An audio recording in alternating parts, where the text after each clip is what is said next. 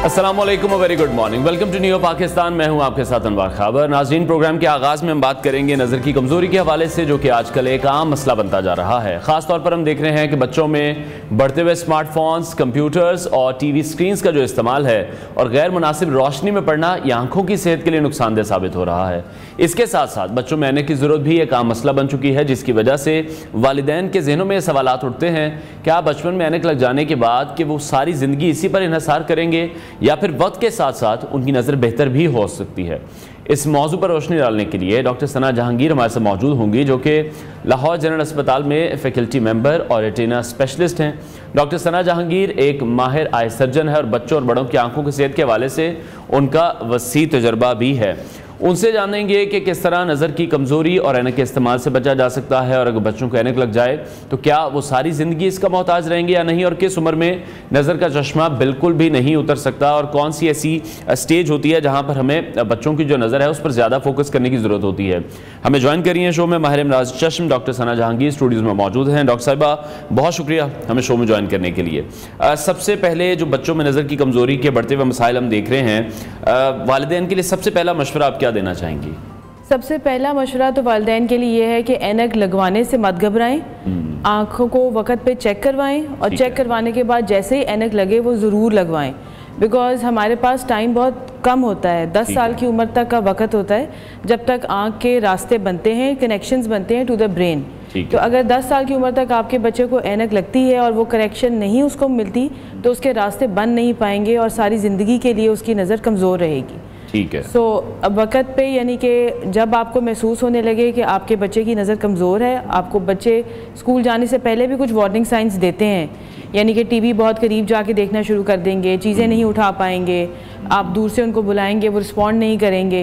ये कुछ warning science हैं जो बच्चे आपको स्कूल जाने से पहले दे देते हैं। अब तो बहुत सारे स्कूल्स ने स्क्रीनिंग खुद भी शुरू कर दी हुई है, वो चेक करना शुरू करते हैं। नहीं तो आपके स्कूल से आपको कॉल आ जाती है कि बच्चा पिछली रो से देख नहीं पा रहा है, उसकी हैंड राइटिंग ठीक नहीं हो रही है, वो सही से कॉपी नहीं कर पा रहा। So you have to be very vigilant, आपको अपनी आप जो है नज़र उस पर रखनी चाहिए। ठीक है, तो आप क्या समझती हैं, स्कूल भेजने से पहले एक चेकअप होना चाहिए, और ये चेकअप कितनी कितनी देर बाद करवाते रहना चाहिए? क्योंकि हमारे यहाँ रुझान तभी है जब मसला शुरू हो जाए। देखिए, बच्चे जब बहुत छोटे होते हैं वो आपको बता नहीं सकते, और बहुत सारी जो असेसमेंट होती है हमारी विजन की, बच्चा एक डिस्टेंस पे बैठ के डिफरेंट चार्ट्स होते हैं उनके ऊपर आइडेंटिफाई करता है, वो सिर्फ तभी कर पाता है जब उसको खुद भी कुछ आता हो। सो बहुत छोटा बच्चा आपके साथ ताउन नहीं कर सकता, तो लेकिन कुछ ऐसी साइंस होते हैं जब आपको अंदाज़ा होने लग जाए, जैसे बच्चों में आँख सफ़ेदी नज़र आने लग जाए, तो वो एक वार्निंग साइन है आपके लिए, आपको चेक करवाना पड़ता है। प्री वर्बल बच्चे, यानी ऐसे बच्चे जो बोल ना सकें, उनको चेक करने के डिफरेंट तरीके मौजूद होते हैं। ऐसी फैमिलीज़ जिनके अंदर ये प्रॉब्लम चलती हो, नज़र कम आता हो, ऐनक के नंबर बहुत ज़्यादा हो, उनको हम रेकमेंड करते हैं कि आप पहले चेक करवाएं। ऐसे बच्चे जो वक्त से पहले पैदा हो जाएं, उनको डिस्चार्ज करने से पहले ही उनके पर्दे का मुआयना हो जाता है, बिकॉज ऐसे बच्चे जब पैदा होते हैं तो उनके अंदर ऐनक के नंबर मौजूद होते हैं। हम उनको चांस और टाइम देते हैं, फॉलो अप पे रखते हैं, जब वो इस काबिल हो जाएं कि उनको नज़र का चश्मा लगे तो उनको लगा दिया जाता है। ठीक है। और जेनेटिकली जब हम ये बात करते हैं, ये कितना ज़्यादा रोल अदा करता है कि जेनेटिकली ये फैमिली में ही चल रहा है, इसकी क्या रेशो है? अच्छा, देखिए, ऐसा है कि जब बच्चे पैदा होते हैं, इस दुनिया में आते हैं, तो अल्लाह ताला की तरफ से उनके अंदर एक थोड़ा सा नंबर मौजूद होता है, वो प्लस का नंबर मौजूद होता है। बिकॉज आप इमेजिन करें ना, वो तो एक टोटल डार्कनेस से एक बहुत ब्राइट दुनिया में तशरीफ़ ले आते हैं, तो उनको अल्लाह ताला अडेप्टेबिलिटी का कुछ टाइम देता है, तो वो आहिस्ता आहिस्ता अपने उसको ओवरकम करते हैं बाय देयर ओन ग्रोथ। ठीक है। और उसके बाद फिर वो आपको देखना शुरू करते हैं और विजिलेंट हो जाते हैं। ठीक है। और जब ये जो स्मार्टफोन्स हैं आजकल, या कंप्यूटर की बात कर लेते हैं, तो ये कितना ज़्यादा डैमेज करें, जो हमारे गैजेट्स हैं, ये स्क्रीन टाइम कितना ज़्यादा डैमेज कर रहा है? जो स्क्रीन टाइम है वो एक ऐसी, जिसे कहते हैं, फ़ोन एक ऐसा फ्रेंड है जो हमारी सारी जनरेशंस में है, ना सिर्फ बच्चों में है बल्कि बड़ों में भी है, सबके लिए। उसके अंदर जो अनइंटरप्टेड स्क्रीन टाइम होता है, यानी कि more than 30-35 minutes in one stretch जो होता है, वो आपके लिए हार्मफुल होता है। ठीक है। एक तो वो लाइट आपको डैमेज करती है, आपकी आंखों में फटीग आती है, ड्राई आइज शुरू हो जाती हैं, दूसरा ये कि बच्चों में ख़ास तौर पे जो अनएबेडेड गेमिंग करते हैं बच्चे, उनकी आंखों में नंबर आने लग जाते हैं जो एक्चुअली ज़रूरत नहीं होती उनको। ठीक है। ऐसी सिचुएशन के अंदर बहुत सारे बच्चे आते हैं जो हेडेक के साथ आते हैं और नज़र उनको ठीक नहीं आ रहा होता, येट वो कोई नंबर एक्सेप्ट नहीं कर पाते क्योंकि उनकी आंखों के मसल्स एक स्पैज़म में चले जाते हैं। ठीक है।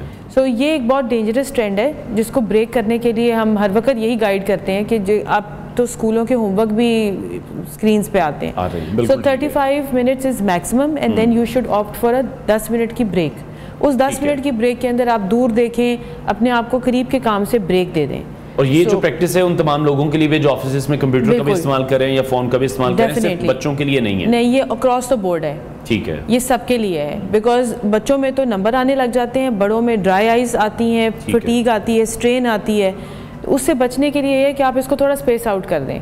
और आपको लगता है it can lead to migraine as well? इसका उसकी वजह से भी कोई प्रॉब्लम होता है कि जब हम ज़्यादा फ़ोन यूज़ करते हैं तो हमारे सर में भी दर्द शुरू हो जाता है? बिल्कुल होती है, बिकॉज आपकी आंखों में स्ट्रेन आता है। जब आपकी आंखों में स्ट्रेन आता है तो आपकी आंखें कॉम्पनसेट करने के लिए ज़्यादा मेहनत करती हैं। ठीक है। और उस एफर्ट के अंदर आपको हेडेक शुरू होती है। ठीक है। अच्छा, जैसे अब हम ये देख रहे हैं कि अगर बच्चों को छोटी उम्र में ऐनक लग जाती है तो फिर उसके रिवर्स के भी कोई चांसेस होते हैं? जैसे कि आपने कहा कि ऐनक अगर लगवा लेते हैं तो मजीद ख़राब होने से बच जाती है, लेकिन क्या फिर वो पूरी लाइफ चलती है? कोई इसकी टेक्निक, कोई लेज़र, कोई इस तरह का कोई प्रोसीजर? देखिए, बेसिकली ब्रॉडली अगर हम उसको देखें ना तो ऐनक के 2 किस्म के नंबर होते हैं, एक प्लस नंबर होते हैं और एक माइनस नंबर होते हैं। ठीक है। जो बच्चे प्लस नंबर्स के साथ पैदा होते हैं और उनको कैरी ऑन करते हैं थ्रू आउट लाइफ, जैसे जैसे उनकी बॉडी ग्रो करती है, देयर आर चांसेस कि वो नंबर कम हो जाए, प्लस के नंबर। ठीक है। बट माइनस के नंबर ज़्यादातर या स्टैटिक रहते हैं, उतने ही रहते हैं जितने हैं, या फिर बढ़ने लग जाते हैं। ठीक है। और हमारे पास ये ऑप्शन आती है ऐनक उतारने की, स्पेशली फॉर माइनस नंबर्स, जब वो 18 साल के करीब होते हैं। 18 साल पे जब बॉडी की ग्रोथ और आंख की ग्रोथ मुकम्मल हो जाए, उसके बाद हमारे पास ऑप्शन आती है कि हम लेज़र से उनकी ऐनक को रिमूव कर सकें। ठीक है।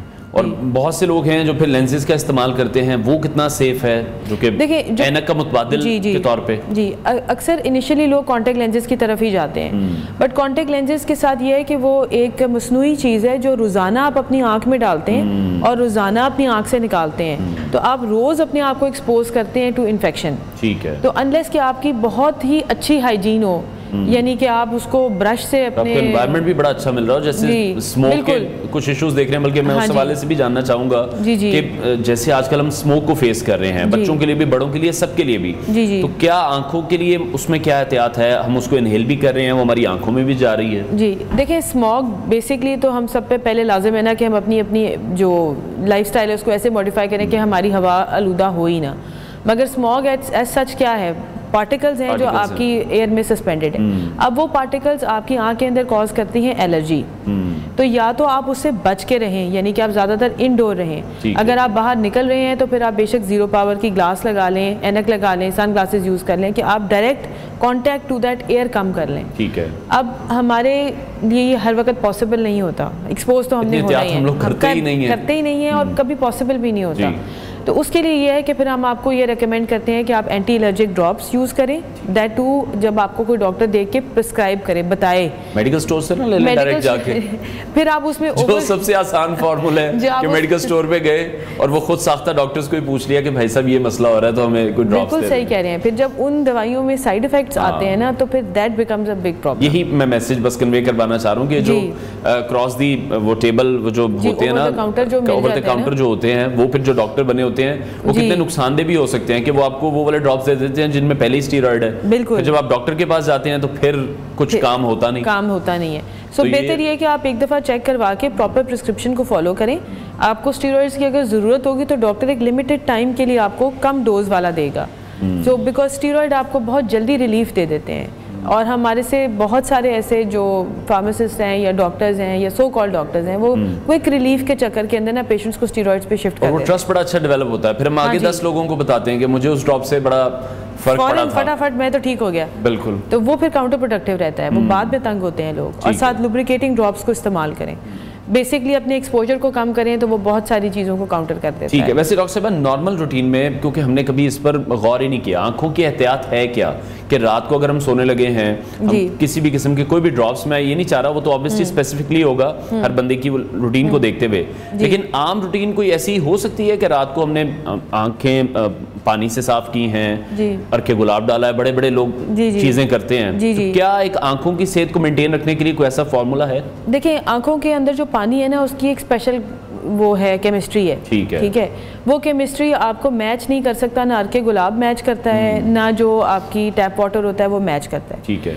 तो ये काम अच्छे नहीं रहते बिकॉज वो आपकी केमिस्ट्री सारी डिस्टर्ब कर देते हैं। हालांकि बहुत सारे लोग इसमें बिलीव करते हैं, ये आंखों में वॉश कर लेते हैं। कुछ ना कुछ मैंने देखा है कि ड्रॉप्स उन्होंने पास रखे होते हैं, वो रात को सोते हुए डालते हैं। वो लुब्रिकेटिंग ड्रॉप्स होते हैं, आर्टिफिशियल टीयर्स होते हैं। ठीक है, तो वो नियर आपकी जो केमिस्ट्री होती है ना, उसको मैचिंग तैयार होते हैं। उनमें कोई दवाई ऐसा सच नहीं होती, वो आप यूज़ कर सकते हैं, उनमें कोई हरज नहीं है।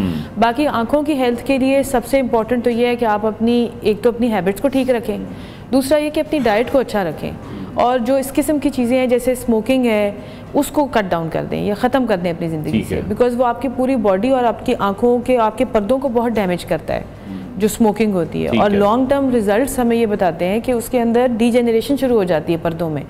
तो स्मोकिंग को दूर रखें अपने आप से, और अपनी जो जनरल हेल्थ है, यानी कि अगर आपको डायबिटीज़ है, शुगर है, तो उसको कंट्रोल में रखें, उसके इफेक्ट्स ना आने दें। तो वो सम टाइम होता है कि अगर आपको शुगर है या ब्लड प्रेशर है, तो वो फिर जब अटैक कर जाता है, तो वो भी मैंने कुछ केसेस देखे अपनी फैमिली में ही देखे हैं कि एकदम से नजर चली गई। जी, उसके लिए देखें, जब आपको डायग्नोज हो जाए ना कि आपको डायबिटीज़ है, तो फिर आपको साल में एक दफ़ा अपनी पर्दों का मुआयना मस्ट है कराना। ठीक है, क्योंकि फिर आपका डॉक्टर आपको देख के बता देता है कि हाँ अभी आप किस स्टेज पे खड़े हैं और आपको मेरे पास कितनी जल्दी वापस आना है। ठीक है, और उसी स्टेज के ऊपर वो आपकी ब्लड शुगर को मॉनिटर करने के लिए आपको टेस्ट भी एडवाइस करते हैं। तो बेहतर ये होता है कि आप एक मेडिकल स्पेशलिस्ट और एक ऑफ्थल्मोलॉजिस्ट के यानी आई स्पेशलिस्ट के अंडर केयर रहें, साल में एक दफ़ा चेक कराएं, ताकि आपको गाइड करते रहें आपने कब कब आना है। और जैसे कोई प्रॉब्लम हमें पता हो कि शुरू होने वाली है या कोई आपका स्क्रीनिंग होने वाली है, कोई स्कैन होने वाला है, तो वो वक्त पे हो जाए ताकि आप इस प्रॉब्लम में ना और आम रूटीन में हम तमाम लोगों को कितनी देर बाद आंखों का चेकअप करवा लेना चाहिए? हमें कोई मसला लग रहा है या नहीं लग रहा, दोनों सूरतों में? देखिए, अगर आपको कोई बेसलाइन कोई प्रॉब्लम नहीं है तो साल में एक दफ़ा बहुत होता है। ठीक है, ठीक है। अगर आपकी फैमिली में कोई आई डिजीज़ जैसे काला मोतिया चल रहा है, या आपकी फैमिली में डायबिटीज़ भी चल रही है, आपको एक तो डायबिटीज़ के लिए स्क्रीन होना चाहिए और एक दफ़ा पर्दे भी दिखाने चाहिए। ठीक है। ब्लड प्रेशर के साथ भी ये बहुत प्रॉब्लम होती है। ब्लड प्रेशर के साथ तो अक्सर ऐसे पेशेंट्स आते हैं बेचारे जिनकी सडन विजन खत्म हो जाती है। तो इसलिए अपने आप को ना वैसे तो फिट एंड हेल्दी रखने की कोशिश करें, अपनी लाइफ को थोड़ा अपने लिए वक्त निकालें। अगर आप आधा घंटा भी अच्छी ब्रिस्क वॉक करें और अपनी डाइट में थोड़ा सा ख्याल रखें, तो आप मतलब आप डॉक्टरों से बच के रहें। ठीक है, अच्छा, डॉक्टर ही कह रही हैं कि डॉक्टरों से आप बच के रहेंगे। अच्छा, कौन से विटामिन ऐसे हैं जो हमारे विटामिन ए और vitamin A, vitamin E, vitamin C आंखों के लिए? जी, ये सब बहुत अच्छी हैं। इनमें बेसिकली आपको ऐसी देखें, अगर मैं आपको विटामिन्स बताऊँ ना तो वो ढूंढना मुश्किल हो जाएगी लोगों के लिए। तो ईजी आपके लिए याद रखना, और किसी के लिए भी याद रखना ये है कि आपको अच्छी फ्रेश फ्रूट्स एंड वेजिटेबल्स खानी चाहिए। ठीक है, जो कि कुक्ड ना हो या बहुत सेमी कुक्ड हो, ताकि उनके अंदर जो हम ओवर कुक कर लेते हैं, वो जो हम भून के खाते हैं ना, वो काउंटर प्रोडक्टिव है, क्योंकि उसमें कुछ बचता नहीं है। ठीक है। तो जैसे ब्रोकली है या कोई भी ऐसी चीज़ है, उसको आप क्विक वो दें, एक सडन हीट दें, and then you can eat it, bake कर सकते हैं। हाँ जी। तो उसके अंदर ऐसे एंटीऑक्सीडेंट्स होते हैं जो आपकी बॉडी के अंदर जो डैमेजिंग आयंस और इस किस्म की चीज़ें फिर रही हैं उनको पकड़ लेते हैं, उनको डैमेज करने नहीं देते हैं। Same goes for citrus fruits. आजकल तो मौसम में अब सिट्रस फ्रूट्स का, कलर्ड फ्रूट्स के अंदर बहुत पावरफुल एंटीऑक्सीडेंट्स होते हैं, जैसे अनार है, जैसे ग्रेप्स हैं, इन सारी चीज़ों को आप इस्तेमाल करें। और ज़्यादा मीट का भी एक सर्टन पोर्शन होना चाहिए। फ़िश बहुत अच्छी होती है। ठीक है, फ़िश को यूज़ करें। ठीक है। और लास्टली ये बताइएगा, जो लोगों को सफ़ेद मोतिया है या काला मोतिया है, उनका अभी तक क्या कोई लेटेस्ट प्रोसीजर क्या है? कितने आसानी से रिलीफ मिल जाता है या कितनी बेहतरी आ जाती है? देखिए, जो सफ़ेद मोतिया है वो तो अब एक कॉमन प्रॉब्लम है जिसको हम सब ट्रीट करने के काबिल होते हैं। उसके लिए सर्जरी ही अवेलेबल होती है, जिसके अंदर हमारे पास बहुत सारे लेंसेज अवेलेबल हैं। ठीक है। तो ऐसे पेशेंट्स जो कि यंगर पेशेंट्स हैं, जिनको कैटरेक्ट्स आ जाते हैं यानी सफ़ेद मोतिया आ जाते हैं, उनके लिए हमारे पास मल्टीफोकल लेंसेज हैं, इंटरमीडिएट रेंज लेंसेज हैं जो आपको हर किस्म की ऐनक से भी बचा के रखते हैं, ना दूर की लगती है ना करीब की लगती है। ठीक है। ओल्डर एज के लिए जो कि डायबिटिक हैं या और हेल्थ इश्यूज़ हैं उनके लिए और किस्म के लेंसेज अवेलेबल हैं। सो दिस इज़ एक अच्छी ट्रीटेबल चीज़ है जिसको वक्त पे ट्रीट करा लेना चाहिए। जो पुराना कॉन्सेप्ट है कि मोतिया पकेगा तो फिर निकलेगा, ये गलत है। मोतिया एक सर्टन स्टेज पे निकल जाए तो आपके लिए रिकवरी क्विक होती है। ठीक है। और हमारे लिए सर्जरी भी इजी होती है बिकॉज आपकी जो स्ट्रक्चर्स होते हैं वो उस कंडीशन में होते हैं कि वो बेहतरी की तरफ आ सकते हैं। ठीक है, बहुत शुक्रिया माहिर अमराज चश्म डॉक्टर सना जहांगीर साहिबा हमारे साथ इन कॉन्वर्सेशन थी। उम्मीद करते हैं कि तमाम बातें आपके बहुत काम आएंगी। कमेंट सेक्शन में अपनी आरा से ज़रूर हमें आगाह कीजिएगा। ब्रेक लेते हैं नाजरीन, ब्रेक के बाद आपको दोबारा ज्वाइन करेंगे।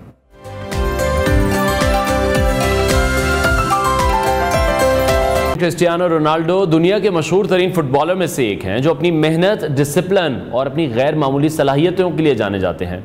सऊदी फुटबॉल क्लब अल नसर से वाबस्ता होने के बाद उनका सऊदी अरब की सकाफत और इस्लाम के बारे में तजस्सुस एक दिलचस्प मौजू बन चुका है। रोनाल्डो का खेल के मैदान में सजदा करना और इस्लामिक दार के साथ हमदर्दी जाहिर करना एक ऐसा पहलू है जिसने दुनिया भर में तवज्जो हासिल की है। सऊदी फुटबॉलर वलीद अब्दुल्ला जो अल नसर के साबिक गोलकीपर और रोनाल्डो के साथी खिलाड़ी रह चुके हैं, उन्होंने हालिया इंकशाफात से इस दिलचस्पी को एक नई जहत दी है। उन्होंने दावा किया है कि रोनाल्डो इस्लाम कबूल करने पर गौर कर रहे हैं और इस्लाम की तालीमात को गहराई से समझना चाहते हैं। क्रिस्टियानो रोनाल्डो न सिर्फ दुनिया के बेहतरीन फुटबॉलर्स में से एक हैं बल्कि एक ऐसे शख्स भी हैं जो अपने अतवार और अखलाक से दूसरों को मुतासिर करते हैं। सऊदी क्लब अल नसर में शामिल होने के बाद उनकी ज़िंदगी में एक मुनफरिद तब्दीली देखने को मिली। सऊदी फुटबॉलर वलीद अब्दुल्ला के इंकशाफात ने यह जाहिर किया है कि रोनाल्डो इस्लाम के बारे में गहरी दिलचस्पी रखते हैं। ये एक ऐसी दिलचस्पी है जो न सिर्फ उनके रवैये बल्कि उनके अमल से भी जाहिर होती है। मई 2023 में अल नसर के लिए गोल करने के बाद मैदान में सजदा करने का मंजर दुनिया भर के फुटबॉल शायकीन के लिए यह बड़ी हैरत का बाइस बना। जब टीम के तमाम खिलाड़ियों ने अल्लाह अकबर का नारा लगाया तो एक लम्हा था जो खेल से बढ़कर सकाफती और मजहबी हम आहंगी की अक्कासी करता था। रोनाल्डो का अपनी टीम के साथियों के लिए नमाज के वक्त ट्रेनिंग रोकने की दरख्वास्त करना कि उनके रवैये की एक और काबिल तारीफ मिसाल है।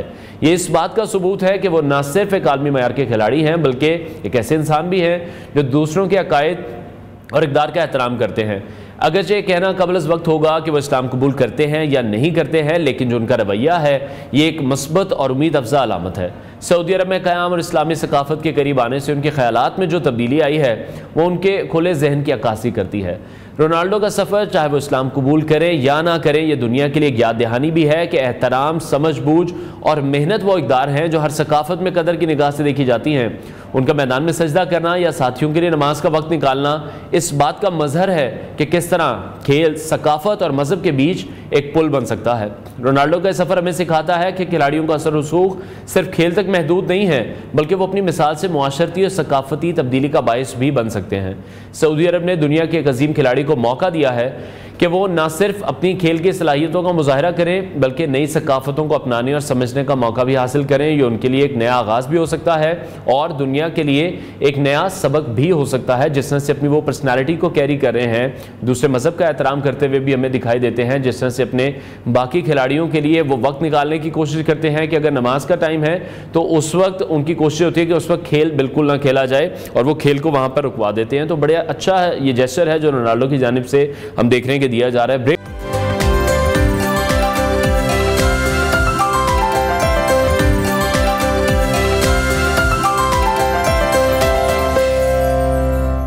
Welcome back to new Pakistan. Pakistan और जिम्बाब्वे के दरमियान जारी 3 T20 मैचेस की सीरीज का आखिरी मैच आज क्वींस स्पोर्ट्स क्लब बुलावायो में खेला जाएगा।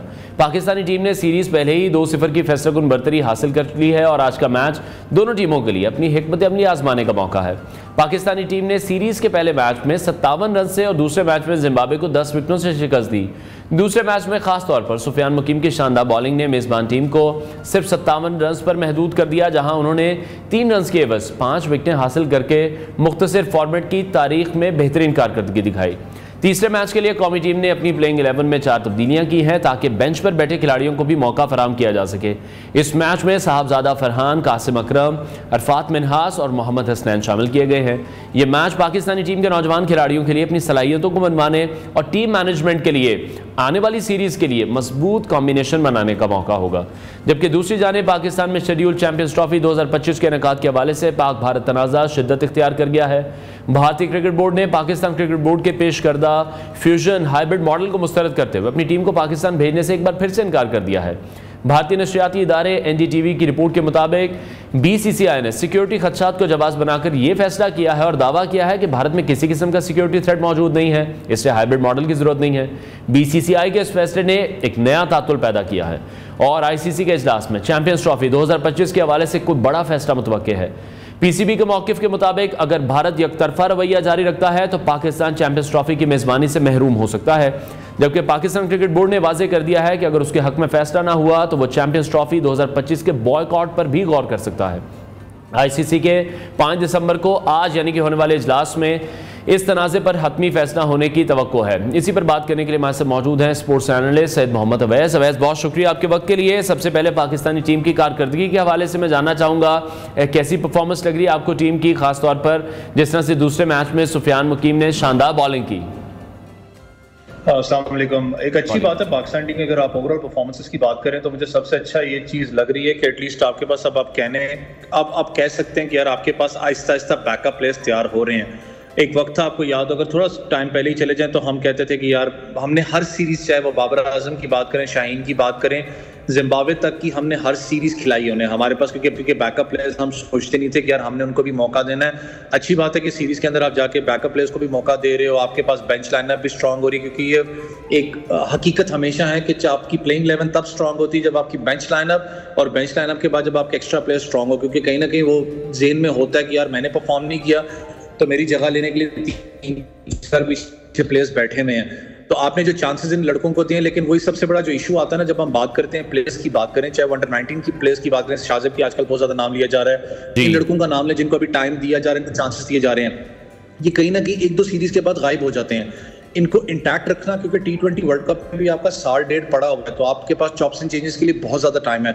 आपका असली टारगेट है वो है चैंपियंस ट्रॉफी जो प्लेयर्स होंगे, क्योंकि उसमें बहुत से प्लेयर्स की वापसी भी होगी, किस तरीके से कॉम्बिनेशन पाकिस्तान टीम का बनेगा वो देखने वाली बात है। लेकिन अच्छी चीज मुझे ये लग रही है, चाहे वो आप साहिबजादा फरहान की बात करें, तैयब ताहिर की बात करें, तैयब ताहिर का मुझे उसने स्ट्राइक रेट अच्छा लगा, 150 प्लस के स्ट्राइक रेट से खेला, बहुत अरसे के बाद ऐसा कोई बैट्समैन आपको नजर आया। 5 मैं कहता हूँ कि शायद बहुत टाइम के बाद लिटरली नजर आया, 5वें नंबर पे जाके उसने इतने स्ट्राइक रेट से बैटिंग की। इरफान खान न्याजी की बात कर लें, वो 160-170 स्ट्राइक रेट से गया, तो वो जो इंटेंट की बात होती है स्ट्राइक रेट की, इन पोजीशंस पे उन बैट्समैनों को पाकिस्तान की जरूरत थी और आपको वो नजर आ रहे हैं। लेकिन चीज वही है कि आपको ज्यादा चांस देना है। कुछ मामला भी हैं जिसमें पाकिस्तान क्रिकेट बोर्ड में कहता हूं कि जब आप तनकीद करते हैं पॉजिटिव, लेकिन साजिद खान जैसे साउथ अफ्रीका टेस्ट सीरीज को स्टार्ट हो रही है, बड़ी हैरानगी की बात थी। उस लड़के की बात मैं कोट करूंगा, उसने बात कर बिल्कुल ठीक की थी कि यार 13 साल की उम्र से मैं परफॉर्म कर रहा हूँ, लेकिन जब परफॉर्म करता हूँ मैं ड्रॉप हो जाता हूँ साइड से, वो आपके सामने फिर ड्रॉप हो गया। मुझे नहीं पता कि उसको किसने ड्रॉप किया गया, क्योंकि अगर आप रिसेंटली आखिरी जो मैच देखें जो अभी खेला गया काजम ट्रॉफी का, उसमें 10 खिलाड़ियों को आउट उसने किया, पहले में 5, दूसरी इनिंग्स में 5 उसने खिलाड़ियों को आउट किया। उसको ड्रॉप करना, फिर रीजन एक देना कि जी वो विकेट्स जो सी थोड़ी सी डिफरेंट है, वहां पर पेस को ज्यादा सपोर्ट होती है। सेंचुरियन की विकेट जो सी है ट्रेडिशनली वो स्पिन को ज्यादा सूट करती है, पेसर को करती है, स्पिनर्स को भी सूट करती है, लेकिन उसको ड्रॉप करना मेरी समझ से गलत था। ठीक है, अच्छा, बिल्कुल आपने दुरुस्त पॉइंट भी उठाया। साजिद के हवाले से भी उन्होंने इंग्लैंड के साथ सीरीज में बड़ा ज़बरदस्त परफॉर्म किया, हम सब ने देखा, पाकिस्तान वो सीरीज जीती इसलिए सका था। अच्छा, बेंच पर मौजूद खिलाड़ियों को भी आजमाया जा रहा है, जो बेंच स्ट्रेंथ है उसको स्ट्रॉन्ग भी किया जा रहा है, साथ साथ ये जो कॉम्बिनेशन अब ट्राई किए जा रहे हैं, आखिरी मैच में भी हम देख रहे हैं 4 चेंजिंग्स हैं, ये टीम के लिए किस हद तक फायदेमंद हो सकती है ना लॉन्गर रन? देखें, मैंने कहा ना कि आप अगर T20 की बात करें तो आपके पास काफ़ी अरसा पड़ा हुआ, तो आप चॉप्स एंड चेंजेस कर सकते हैं। आपको पता है कि मैं शोएब भाई की बात को कोट कर रहा हूँ, हफीज़ भाई की, अगर मैं गलत नहीं हूँ तो उस दिन मैं शो पे सुन भी रहा था, उन्होंने भी एक बात कही है कि जिस तरीके के अभी हमारे पास जो प्लेयर्स आ रहे हैं यंगस्टर्स की, अगर मैं बात करूँ T20, आपको पता है ज़्यादातर जो गेम है वो है स्ट्राइक रेट्स की, चाहे वो आपके जो बड़े सीनियर प्लेयर्स है, बाबर आजम वगैरह की बात कर लूँ, मैं उस माइंड सेट से जा रहा हूँ कि क्या आगे आने वाले टाइम में आप बाबर आजम को T20 के अंदर देखते हैं। ये इसलिए एक मुश्किल सवाल क्यों होता है, जब आप स्ट्राइक रेट की बात करते हैं आपको यंग डायनामिक प्लेयर्स चाहिए होते हैं, जो कि आपके पास आ रहे हैं, बेंच लाइनअप की मैं बात कर रहा हूँ। अच्छी बात है कि पाकिस्तान के पास चाहे वो ओपनिंग डिपार्टमेंट का जो इशू, हमें जो सबसे बड़ा जो मसला है वो T20 के अंदर, फिर मैं कह रहा हूँ इतना ज़्यादा अभी मैं उसके ऊपर फोकस नहीं करता, मैं ज़्यादा आपकी ODI क्रिकेट पे करता हूँ। क्यों ODI क्रिकेट की बात करूँ तो ODI क्रिकेट के अंदर इस वक्त आपका जो बड़ी टीम्स के खिलाफ जो डॉट बॉल डिलीवरीज का इशू है वो है अभी भी आपके पास। मेरी अगर अब पाकिस्तान टीम की बात करें, बेशक आपने 140 पर ऑस्ट्रेलिया को आउट किया, बहुत अच्छा काम किया, लेकिन जब आपने 200 प्लस स्कोर चेस करने जाना है या 300 करना है, चैंपियंस ट्रॉफी की बात कर रहा हूँ या साउथ अफ्रीका सीरीज की अगर मैं बात करता हूँ, क्या मेरे पास वो बैट्समैन मौजूद हैं जो कि स्ट्राइक रेट के साथ उस स्कोर को चेस कर सके? क्योंकि हमारी टीम जब 200 प्लस स्कोर भी चेस करती है तो हम लोग आपको बहुत ज्यादा प्रेशर के अंदर नजर आते हैं, क्योंकि जो डॉट बॉल डिलीवरीज का है स्टार्ट ऑफ द इनिंग्स वो बहुत ज्यादा है। साइम अयूब को बहुत ज्यादा मौके मिल रहे हैं, आप उसको बार बार आजमा रहे हो, अब्दुल्ला शफीक के साथ उसको आजमा रहे हो। फखर जमान को फिर ड्रॉप करना साउथ अफ्रीका सीरीज से, इसलिए मैं कह रहा था क्योंकि अगर आप पिछले देखें साउथ अफ्रीका सीरीज में फखर जमान वाहिद प्लेयर था जिसने अच्छा परफॉर्म करके दिया था। फखर जमान की अगर आप बात करें तो फखर जमान ने पिछली सीरीज में, अगर मैं गलत हूं, 200 स्कोर उसी ने किया था, दोनों मैच में 1 सेकंड हैंडल्ड आपको जिता के, फिर भी आप उसको ड्रॉप करें कि फिटनेस लेवल मामलात पे तो ये चीज हजम नहीं हो रही थी। इसलिए मैंने कहा ना कि जो साउथ अफ्रीका सीरीज के बाद जो ट्राई नेशन सीरीज होगी वो आपका बेसिक साउथ अफ्रीका डिसाइडर है आपका। यहाँ से आपको पता होगा कौन लड़का चैंपियंस ट्रॉफी के लिए प्लेन उड़ान जो भरेगा, क्योंकि this is a decider series. और कुछ प्लेयर्स हमारे हैं जिनके हवाले से बोर्ड को बड़ा एक क्लियर स्टांस, क्लियर डिसीजन लेना पड़ेगा, जिनमें बाबर आजम भी हैं, फखर जमान भी हैं, जैसे अभी से आपने साजिद खान की भी बात की है। तो डिफरेंट सीरीज में इनको किस तरह से यूटिलाइज करना है, किसको T20 में खिलाना है, किसको टेस्ट में खिलाना है, ये अब डिसाइड करना बहुत ज्यादा जरूरी हो चुका है। अच्छा, दूसरी तरफ कैप्टेंसी सलमान आगा की आप किस तरह से देख रहे हैं? आपको लग रहा है इन फ्यूचर एक काबिल एतमाद कप्तान बन सकते हैं वो? देखिए, सलमान की अगर बात करें, इससे पहले आपको पता है डोमेस्टिक एक ही डोमेस्टिक के लिए उसने कप्तानी की है। मैं इंटरनेशनल क्रिकेट से पहले की बात करूं, शायद लाहौर के लिए की थी, मुझे याद ही सिर्फ एक ही मैच में की थी। कैप्टनसी का जो एक आप कह सकते हैं एक्सपीरियंस उनके पास नहीं है, वो आपको नजर भी आ रहा है। मैं खुद हैरान हूं, मैंने कहा ना कि पाकिस्तान क्रिकेट एक ऐसी क्रिकेट है कि जब एक तरफ वो कहते हैं कि हमें ना देखो, और वो ऐसा परफॉर्म करके देते हैं कि अगली दफा बंदा कहता है टीवी लगता है क्या करने लगे हैं। लेकिन फिर आप न्यूज भी ऐसी दे देते हो कि समझ ही नहीं आती क्या हुआ है। सलमान अली आगा अभी T20 में कप्तान है, वनडे में आपने वाइस कप्तान बनाया, तो साउथ अफ्रीका सीरीज में वाइस कप्तान ही नहीं है। तो मुझे समझ में नहीं आती ना वही चीज़ जब मैं बात करता हूँ कि आप स्टेबिलिटी कहते हो पाकिस्तान क्रिकेट के अंदर चाहिए, तो भाई वाइस कप्तान आखिर है कौन? आप स्टेबिलिटी तो लेके आओ ना टीम के अंदर। सलमान अली आगा जिस पोजीशन के अंदर खेल रहे हैं इस वक्त, अगर मैं बात करूं, बहुत ज्यादा उनको टाइम तो नहीं, अभी पाकिस्तान टीम के लिमिटेड ओवर्स की बात करूं मैं उसमें आया, लेकिन उनकी एवरेज 18 के करीब है, वो एवरेज सूट नहीं करती। अगर आप मॉडर्न डे क्रिकेट की बात करते हैं, वो पोजीशंस हैं जिसमें इरफान खान न्याजी ने, जैसे मैंने कहा ना, उसने 160-170 की स्ट्राइक रेट से खेला है। तैयब ताहिर की बात करें, उसने बड़ा तगड़ा स्ट्राइक रेट अपना रखा है। फिर अब्दुल समद जैसा एक प्लेयर आपके पास डोमेस्टिक के अंदर मौजूद है। अब बहुत से लड़के ऐसे मौजूद हैं जो कि स्ट्राइक रेट को मेंटेन करते हैं। सलमान अली आगा को जरूर एक एज है कि स्पिन बॉलिंग ऑप्शन कहा जाता है, लेकिन आप बेसिकली वैसा वाइस कैप्टन की अगर बात करूं तो आप लीड फ्रॉम द फ्रंट करते हो। बेशक कप्तान अपनी जगह, लेकिन आप भी एक 50% मैच जोन से आप कैरी करते हो। क्या वाइस कप्तान वो चीज नजर नहीं उनकी आ रही? तो जो मैंने कहा ना, वो प्रेशर है सलमान अली आगा पे क्लियरली नजर आपको आ रहा है।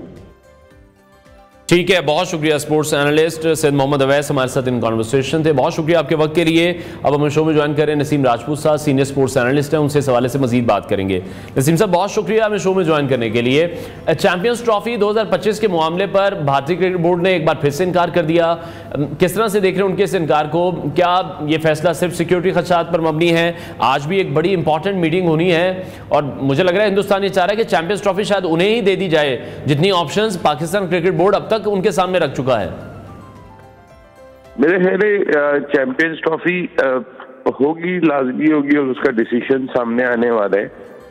उसमें जो पाकिस्तान ने कुछ डिमांड्स किए थे कि भाई हम भी नहीं आएंगे और हमारे मामलात को भी जो है वो अब इसी तरीके से लिया जाए, ना वर्ल्ड कप का फाइनल खेलने जाएंगे वहाँ पे, ना और कोई मैच खेलने जाएंगे, उसके असरात जरूर पड़े हैं क्रिकेट के ऊपर, और बड़े सीरियस असरात पड़ेंगे। इस वजह से पड़ेंगे कि प्रॉब्लम्स बढ़ेगी, कल कुछ और भी इस तरीके की प्रॉब्लम्स होंगी। देखिए, क्रिकेट में अभी तक तो मसला सिर्फ 2 ममालिक के दरमियान है, वो है पाकिस्तान और इंडिया। एक राइवलरी माजी की बहुत बड़ी है, वो इंग्लैंड और ऑस्ट्रेलिया की है। उनको कोई प्रॉब्लम नहीं है आपस में, वो बड़े मजे से जिंदगी को गुजारते हैं। लेकिन हमें प्रॉब्लम है, हमारे यहाँ पर जो है वो इंडिया बहादुर की वजह से थोड़ी प्रॉब्लम रहती है। उन्हें जरा थोड़ा एक सुपीरियरिटी कॉम्प्लेक्स है पैसे कमाने की वजह से। तो खैर ये सारी चीजें जब आपके पास, वो कहते हैं वो खुदा हुस्न देता है, नजाकत आई जाती है, तो पैसा उनके पास है भाई, वो वर्ल्ड क्रिकेट को चलाने का पैसा लेकर आ रहे, ठीक है, तो वो एक डिफरेंट ब्रैकेट में दिखाई देते और सारी दुनिया उनके पीछे खड़ी हुई दिखाई देती है क्योंकि वो लेके आते हैं पैसा। अब ये कि आज पाकिस्तान फर्म तो रहे अपने डिसीजन के ऊपर। अब तक बहुत अच्छे अंदाज से मैं कहूँगा कि मोहसिन नकवी साहब ने और पाकिस्तान क्रिकेट बोर्ड ने और पाकिस्तान ने भी, हमारी हुकूमत ने भी अच्छा मुकदमा लड़ा है।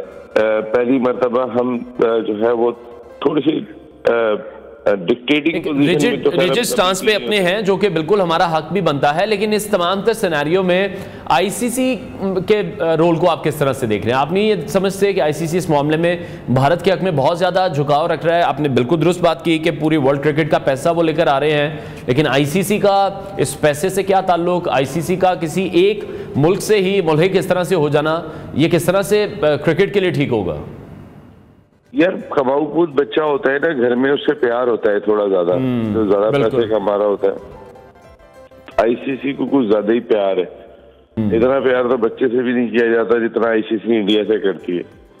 तो उनका प्यार की वजह समझ में आती है। देखिए, उन्हें भी इदारा चलाने के लिए पैसे दरकार है, पैसा इंडिया से आ रहा है, तो ऑटोमेटिकली उनकी सपोर्ट भी वही उसी तरफ चली जाती है। खेल को बहुत नुकसान हो रहा है अपनी डिक्टेशन की वजह से। इंडिया खेल को बहुत नुकसान पहुंचा रहा है और खेल को खेल ही रहने देते।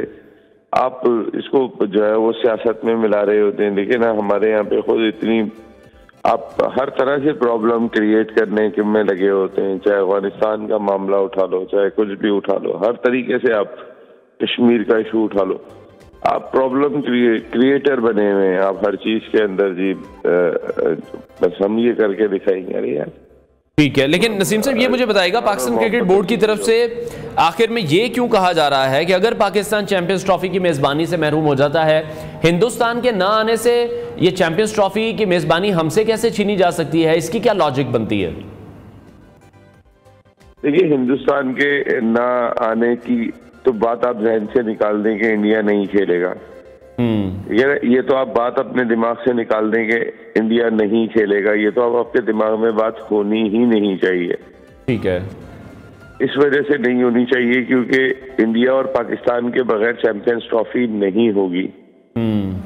आप में और सारे ममालिक ही खेलेंगे। अगर मामला सेटल नहीं होते तो उस सूरत में आईसीसी ने ये धमकी दी थी कि हम किसी तीसरे मुल्क के अंदर ले जाएंगे। तो वो एक पॉसिबिलिटी जो है वो अपनी जगह पे आज भी मौजूद है। अगर इनके टर्म्स एंड कंडीशंस और मामला तय नहीं होते हैं तो उस सूरत में इसी जानिब ये जाते हुए दिखाई देंगे।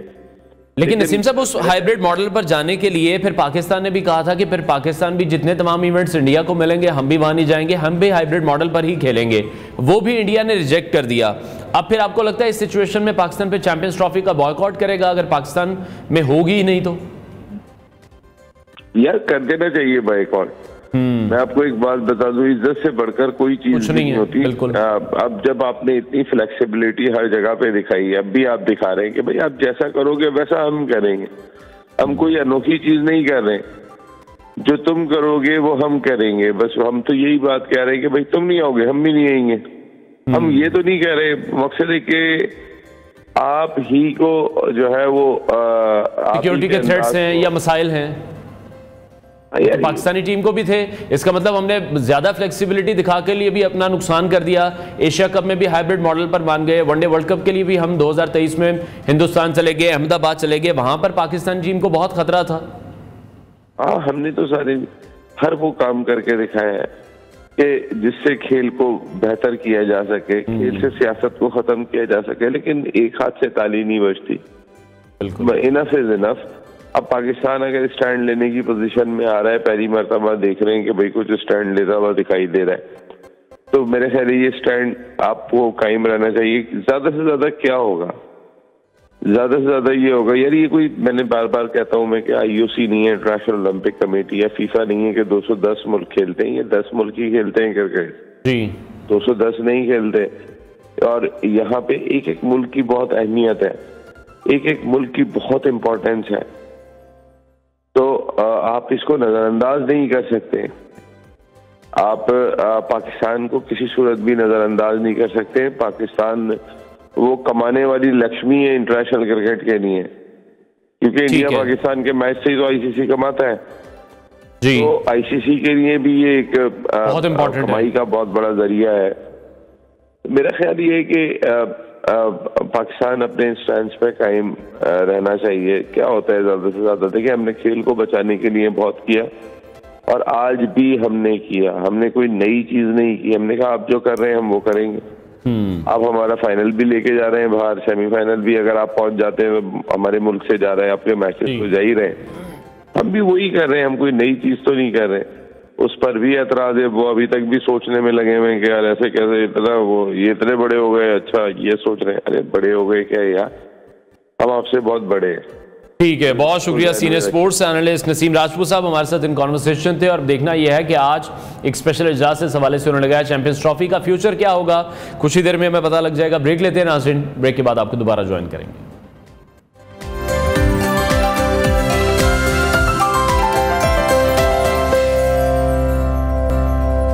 Welcome back to new Pakistan. नाज़रीन, पाकिस्तान में बढ़ती हुई बेरोजगारी और बेहतर मौके के हुसूल के लिए बैरून मुल्क जाने का रुझान आम होता जा रहा है। हर साल हम देख रहे हैं कि हज़ारों पाकिस्तानी बेहतर मुस्तकबिल के ख्वाब लिए मुल्क छोड़ देते हैं, लेकिन हकीकत यह है कि हर किसी के लिए बैरून मुल्क जाना मुमकिन नहीं होता और इसके बावजूद पाकिस्तान में लाखों ऐसे मौके मौजूद हैं जिनसे लोग फ़ायदा उठा सकते हैं। पाकिस्तान की अफरादी क़ुव्वत, ख़ास तौर पर नौजवान, दुनिया के सबसे ज़्यादा बासलाहियत और मेहनती अफराद में शुमार होते हैं।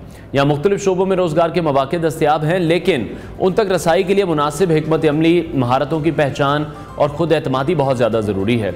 इस बहस का मकसद यह है कि उन अफराद के लिए रहनुमाई फराहम की जाए जो मुल्क छोड़कर नहीं जा सकते। ये जानना ज़रूरी है कि कैसे पाकिस्तान में मौजूद मौके को तलाश किया जाए, उनसे फ़ायदा उठाया जाए। अपनी महारत को अपग्रेड करना, नेटवर्किंग और सही प्लेटफॉर्म पर नौकरी तलाश करना कामयाबी के बुनियादी उसूल हैं। आज हमारे साथ शो में मौजूद हैं कॉर्पोरेट ट्रेनर मेहताब हमीद। उनसे हम जानेंगे कि पाकिस्तान में मौजूद मौके कैसे हासिल किए जा सकते हैं, नौकरी तलाश करने की मौसर हिकमत अमली क्या हो सकती है। मेहताब साहब, बहुत शुक्रिया हमें शो में ज्वाइन करने के लिए। सबसे पहले तो मैं जानना चाहूँगा, कहाँ पर हमारे जो नौजवान हैं, कहाँ पर वो गलतियाँ कर रहे हैं, कौन सी ऐसी चीज़ ऐसी मिसिंग है कि वो नौकरियाँ हासिल नहीं कर पा रहे हैं? देखें, सबसे पहली जो चीज़ मिसिंग है वो माइंडसेट की मिसिंग है। बिकॉज कोई भी इवेंट, कोई भी इन्वायरमेंट है, उसमें जब आपकी परसेप्शन ऐड होती है तो आपका रिजल्ट बनता है। अब परसेप्शन जैसी होगी वैसे ही रिजल्ट बनेगा। ये एक यूनिवर्सल इक्वेशन है। सक्सेस के गुरुज इक्वेशन देते हैं E+P = O। E से इवेंट या एनवायरनमेंट, P से परसेप्शन जो आपका माइंडसेट है, और O से आउटकम रिजल्ट। अब इसमें परसेप्शन का वेरिएबल हमारे कंट्रोल में है। नौजवान नस्ल के पास जो कंट्रोल है वो अपनी परसेप्शन पे है। अब हम जब माइंड को ऐसी परसेप्शन दे देते हैं जो नेगेटिव है, जो बड़ी ही नैरो सी है, तो हमारा माइंड सेल्फ हिप्नोटाइज हो जाता है। हमें जो मौके हैं वो नज़र नहीं आते और हमने अपने माइंड को सेल्फ हिप्नोटाइज किया हुआ होता है और हम गिला करते हैं, शिकवा करते हैं। और जैसे ही हम ब्लेमिंग माइंडसेट में जाते हैं तो हमारे माइंड की एनर्जी और नेगेटिव हो जाती है और परसेप्शन हमारी इतनी नैरो हो जाती है कि हमें कुछ दिखाई नहीं देता और हम कहते हैं कि किसी तरीके से हम यहाँ से चले जाएं, जबकि यहाँ पे बहुत से मौके मौजूद हैं। अगर आपने किसी भी फील्ड में अपने आप को टॉप लेवल पर लेके जाना है तो उसके लिए सबसे पहली चीज़ है कि आप अपने माइंडसेट पर काम करें। जब तक आपका माइंड क्लियर नहीं होगा, आप जो डिजायर स्किल्स हैं वो हासिल नहीं कर पाएंगे, उस लेवल को अचीव नहीं कर पाएंगे। कितने हैं? जी, एम्बिशियस कितने हैं। ठीक है। और उसके बाद जब आपने स्किल्स हासिल कर ली, फिर आपने साथ साथ अप टू डेट नॉलेज भी लेना है कि इस फील्ड में भी क्या ट्रेंड चल रहा है। बहुत से लोग हैं जो अप टू डेट नहीं रहते, वो अपनी फील्ड से बहुत दूर हो जाते हैं, जिसकी वजह से वो राइट टाइम पे, राइट ऑर्डर में राइट एक्शन नहीं कर पाते और उसकी वजह से उनकी अगेन परसेप्शन जो है फिर नेगेटिव हो जाती है, नैरो हो जाती है और अल्टीमेटली वो जो डिजायर आउटकम चाह रहे हैं, जिसकी ख्वाहिश कर रहे हैं, वो ख्वाहिश ही रहती है। यानी कि टाइम के साथ अगर हम नहीं चलेंगे तो फिर टाइम हमें पीछे छोड़ देगा। दुनिया में जो हो रहा है फिर हमें उसको फॉलो भी करना है। ठीक है। अच्छा, पाकिस्तान में नौकरियां तलाश करने के मौसर प्लेटफॉर्म्स आपको क्या लगता है कि वो कौन से हैं? ये एक बड़ा हमारा बुनियादी सवाल इसलिए है क्योंकि बहुत से लोग ये हमारा प्रोग्राम देखेंगे, लाइव भी देख रहे हैं और उसके साथ साथ सोशल मीडिया पर भी देखेंगे। किस तरह से इन प्लेटफॉर्म का वो इस्तेमाल कर सकते हैं? देखिए, ऑनलाइन प्लेटफॉर्म को हम इस्तेमाल कर सकते हैं, उसके लिए हमें अपने प्रोफाइल को रेडी करना है। इसके अलावा आजकल बहुत से इवेंट्स होते हैं, नेटवर्क इवेंट्स होते हैं, IT के इवेंट्स होते हैं। आप जिस भी फील्ड में उससे रिलेटेड इवेंट्स को अटेंड करना शुरू कर दें। वहां पे उससे रिलेटेड लोग आते हैं, HR के हेड्स आते हैं और अगर आपके अंदर कोई करंट है, अगर आपके अंदर वो विल है तो लोग आपको पिक कर लेते हैं। मैं डिफरेंट ऑर्गेनाइजेशंस में जाता हूँ। रिसेंटली भी मैंने एक ट्रेनिंग की जहाँ पे उनको 30 लोग चाहिए थे, IT की एक पोस्ट थी, बट अनफॉर्चुनेटली पूरे पाकिस्तान से सिर्फ वो 12 लोग हायर कर सके। 18 लोग उस सीट के लिए एलिजिबल नहीं थे, उनका माइंडसेट उस लेवल पे नहीं था, उनका एटीट्यूड वो नहीं था और उन्होंने मुझे कहा कि सर हमें अब 30 लोग चाहिए थे, बट जो लोग आए इंटरव्यू में ही वो लोग रिजेक्ट हो गए। इट मीन कि उनके पास डिग्री है बट वो राइट माइंडसेट नहीं है। अब राइट माइंडसेट जब तक डेवलप नहीं होगा, आपके पास प्लेटफॉर्म कोई भी है, आप अपनी डिज़ायर जॉब को जो है वो गेन नहीं कर सकते। ठीक है मेहताब साहब, सबसे पहली रिक्वायरमेंट हमारी किसी भी जब कोई किसी को जॉब के लिए हायर करता है उसकी एजुकेशन है कि वो रेलिवेंट उससे है या नहीं है, फिर उसका एक्सपीरियंस है, फिर उसके साथ उसके एडिंग स्किल्स कौन से हैं, उसकी प्रेजेंस कैसी है, ये सारी चीज़ें बहुत ज़्यादा इंपॉर्टेंस रखती हैं। लेकिन हम यहाँ पर नौजवानों को देखते हैं कि वो सिर्फ डिग्री लेकर चले जाते हैं, एक्सपीरियंस का कुछ नहीं पता होता। ऑब्वियसली वो तो काम करने के साथ आएगा, लेकिन एक जो आपकी पर्सनालिटी होती है, एक कॉन्फिडेंस होता है, वो बहुत ज़्यादा ज़रूरी है। और यहाँ हमारे यहाँ फुकदान भी है, हम दीगर स्किल साथ नहीं सीखते। देखिए कॉन्फिडेंस आपका तब इंप्रूव होता है जब आपका माइंड क्लियर होता है। माइंड के आपके न्यूरोपाथ हैं, जितने ज़्यादा स्ट्रांग होंगे आप उतना आपकी बॉडी लैंग्वेज आपका साथ देगी, आपके इमोशंस आपका साथ देंगे। अब एक पर्सन है उसके पास वो स्किल सेट नहीं है बट उसने CV में मेंशन किया हुआ है, जब वो इंटरव्यू के लिए जाता है तो पहले ही क्वेश्चन में वो बाउंसर आता है और वो आउट हो जाता है। बिकॉज जो इंटरव्यू लेने वाला है वो एक्सपीरियंस रखता है, वो डेली कितने लोगों का इंटरव्यूज लेता है और वो एक क्वेश्चन से आइडिया लगा लेता है कि ये जो कैंडिडेट है राइट नाउ कहाँ पे खड़ा हुआ है, इसकी पोजीशन क्या है, स्टैंड कहाँ पे कर रहा है। सो अपने कॉन्फिडेंस को इंप्रूव करने के लिए हमने अपने नॉलेज पर बहुत ज़्यादा फोकस कर। लेट्स सपोज मैं जब किसी क्लाइंट के साथ काम करता हूँ तो मैं मीटिंग के लिए भी जाता हूँ, मैं उनकी पूरी वेब है वही उसके ऊपर आप इंटर करें। डेफिनेटली उस CV के बाद जब वो इंटरव्यू करेंगे, आपसे बातचीत करेंगे, जो कुछ आपने उसमें दर्ज किया हुआ है वो आपको पता है और जब आप बताएंगे तो आपकी आंखों में वो चमक होगी, आपका स्पार्क उनको इस चीज़ पर शोटी दिलवाएगा कि आप इसके लिए ठीक है। अच्छा, आप क्या समझते हैं जो हमारे छोटे शहर हैं वहाँ पर भी इतने ही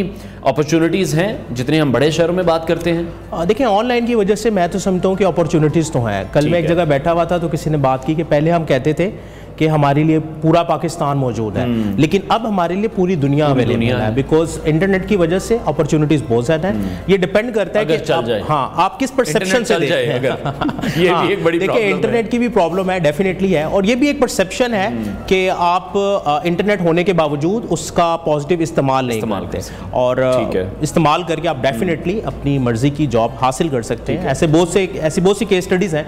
मेरा एक स्टूडेंट था, वो एक दफ़ा मेरे पास आया और बड़ा मायूस था और उसके जो अल्फाज थे वो गिले शिकवे वाले थे और उसने कहा सर देखिए मेरा एक्सीडेंट हो गया, मैं A+ ग्रेड था, मेरा जो छोटा भाई है उसके पास डिग्री भी नहीं और मुझसे ज़्यादा कमा रहा है। तो मैंने कहा आप क्या करना चाहते हैं? कहते सर मैं बैंक में जॉब करना चाहता हूँ। और मैंने कहा अभी तक कितने बैंक्स में अप्लाई किया है? तो वो सोच में पड़ गया, कहता है 1 या 2। सो मैंने उसे कहा कि आप अपनी CV के प्रिंट्स करवाएं और अपने घर से निकलें, जो बैंक नजर आए वहाँ चले जाएं, अपने आप को प्रेजेंट करें और ये ना कहें कि मैं जॉब के लिए आऊँ। मैनेजर से मिले, CV अपनी ड्रॉप करें और 40 सेकंड्स में अपने आप को आपने प्रेजेंट करना है एंड देन आगे चले जाना है। 100 CVs डिस्ट्रीब्यूट करके आपने मेरे पास आना है एंड यकीन माने आफ्टर 1 वीक उसका स्टेटस लगा हुआ था कि उसने अलाइड बैंक ज्वाइन कर लिया, जॉब उसको मिल गई है। ठीक है, तो बिल्कुल यानी कि कंसिस्टेंसी बहुत ज़्यादा ज़रूरी है और आपको अपने आप पर भी कॉन्फिडेंस होना चाहिए। नेटवर्किंग को बेहतर बनाना बहुत ज़्यादा ज़रूरी है। देखिए नेटवर्किंग तो की है, आपकी जो नेटवर्थ है बेसिकली वो आपका नेटवर्क है और उसके लिए आज के दौर में पाकिस्तान में बहुत से इवेंट्स हो रहे हैं। आप IT की फील्ड ले लें, HR की फील्ड ले लें, कॉन्फ्रेंसेज होती हैं, इवेंट्स होते हैं, मीटअप्स होते हैं, तो आपको वहाँ पे जाना चाहिए बिकॉज आप वहाँ पे डिफरेंट लोगों से मिलते हैं, उनके एक्सपीरियंस से सीखते हैं और उस लर्निंग की बेस पे आपका अपना माइंड सेट स्ट्रांग होता है। ठीक है, बहुत शुक्रिया कॉर्पोरेट ट्रेनर मेहताब हमीद साहब हमारे साथ इन कॉन्वर्सेशन थे। और यकीनी तौर पर पाकिस्तान में नौकरियां तलाश करने के मौसर प्लेटफॉर्म्स मौजूद हैं। जो लोग पाकिस्तान छोड़कर नहीं जा पा रहे हैं किसी भी वजह से, वो ये वीडियो ज़रूर देखें। उम्मीद करते हैं कि ये उनके लिए बहुत ज़्यादा हेल्पफुल भी रहेगी और उनके लिए बहुत ज़्यादा मुफीद भी होगी। कमेंट सेक्शन में हमें भी इस हवाले से आगाह कीजिएगा। प्रोग्राम का वक्त नाज़रीन खत्म हुआ है, इंशाल्लाह कल फिर आपसे मुलाकात करेंगे। अपना बहुत सारा ख्याल रखिए, इजाज़त दीजिए, अल्लाह हाफ़िज़।